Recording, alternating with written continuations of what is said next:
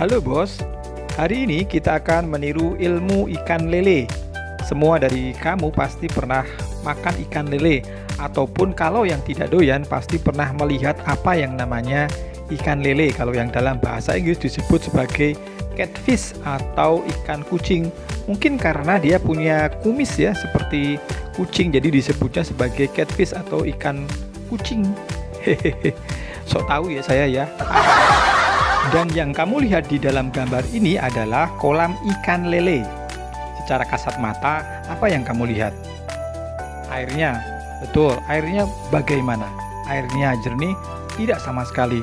Airnya hijau? Betul. Di banyak tempat, pembudidayaan ikan lele dilakukan di air yang keruh. Bahkan airnya tidak mengalir. Kalau Anda lihat di sini, airnya adalah air menggenang yang stagnan. Artinya diam di tempat, tidak ada aliran air seperti misalnya di sungai yang airnya selalu mengalir. Tidak demikian. Saya pernah membudidayakan ikan lele ini di dalam sebuah kolam di depan rumah saya dengan usia yang sama-sama sekian bulan. Hasilnya sangat berbeda dengan ikan lele yang ditaruh di empang ini. Padahal bibitnya sama. Saya sengaja meminta bibit yang sama. Usianya sama sekian bulan. Ketika dilihat hasilnya sangat berbeda. Padahal ikan lele yang saya rawat di kolam depan rumah saya itu malah lebih terawat loh. Saya kasih oksigen. Akhirnya saya bikin muter-muter pakai alat air mancur itu. Kemudian makanannya saya juga beli makanan yang bergizi. Kata yang jual pakan ikan. Kalau ternyata saya dibohongi, ya nggak tahu, wong saya bukan pakarnya pakan ikan. Sama kayak kamu dibohongin mantanmu, katanya kamu cuma satu-satunya, ternyata dia punya yang lain. Nanti. Kembali ke ikan lele. Bahkan di beberapa tempat atau di banyak tempat bahkan, ini di sini juga ada, cuman saya tidak ambil gambarnya. Takut kamu nantinya nggak doyan ikan lele lagi. Jadi ini adalah empang di sebelahnya atau di belakang saya. Di belakang kamera ini ada jalan, di belakangnya lagi ada empangnya lagi. Nah, di empang itu ada salah satu tongkrongan yang biasa pagi-pagi kalau yang punya nongkrong di situ ataupun tetangga nongkrong di situ boleh loh, ternyata katanya. Apa coba? Betul, itu adalah sebuah kotak untuk orang buang air besar. Dan tahu hasilnya? Di kolam ikan atau di empang lele yang di bawah empang tempat buang air besar itu, ikannya sangat besar-besar, lebih besar daripada ikan lele yang hanya ditempatkan di tempat ini. Sama, airnya sama-sama hijau, dia bahkan agak kehitam-hitaman ya. Kemudian airnya tidak mengalir, pakannya pun sama, juga dia ada bonus pakan dari tempat buang air besar tadi. Bayangkan betapa pahitnya hidup ikan lele itu ya.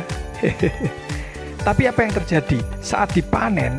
Mereka yang hidup di bawah empang tempat buang air besar, hasilnya malah sangat besar, gede-gede, dagingnya empuk, lebih mantap karena dagingnya lebih tebal. Jadi kalau pas digigit lebih mantap di lidah. Tapi jangan bayangkan bahwa itu jorok ya, karena biasanya sebelum dijual mereka ditiriskan dulu di suatu tempat untuk menghilangkan baunya, untuk membuat lele-lele itu buang air besar. Jadi tidak diberi makan, hanya dia membiarkan dia buang air besar sampai habis, kemudian diganti airnya, sehingga mereka benar-benar sudah layak untuk dijual. Dan tentunya saat dijual ketika dagingnya lebih tebal, maka harganya pun lebih mahal.